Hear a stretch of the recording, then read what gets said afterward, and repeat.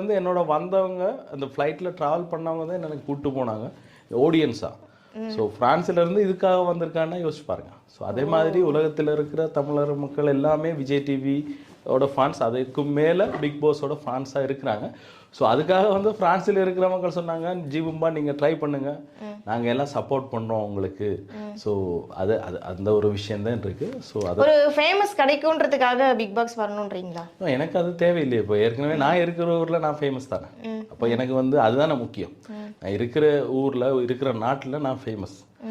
கிட்டத்தட்ட branding international branding செய்கிறோம். So எனக்கு வந்து ஃபினான்ஷியலோ என்னோட ஃபேமஸ்க்கோ எனக்கு அதுக்கு தேவையே இல்லை. நான் சொல்லி என்னோட அடையாளம் எனக்கு விசிட்டிங் கார்டே இல்லை. என்னோட முகம் தான் என்னோட விசிட்டிங் கார்டு.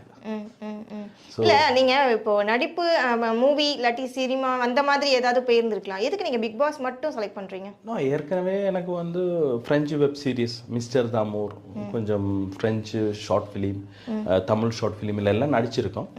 ஆனால் இது வந்து மக்கள் 100% எனக்கு சப்போர்ட் தரேன்னு சொல்லியிருக்காங்க. நீங்கள் பிக் பாஸ் போங்க, நாங்கள் எல்லாம் சப்போர்ட் பண்ணுறோம். ஸோ அதுக்காக வந்து எனக்கு ஓகே, எனக்கு வை நாட் ட்ரை பண்ணக்கூடாது.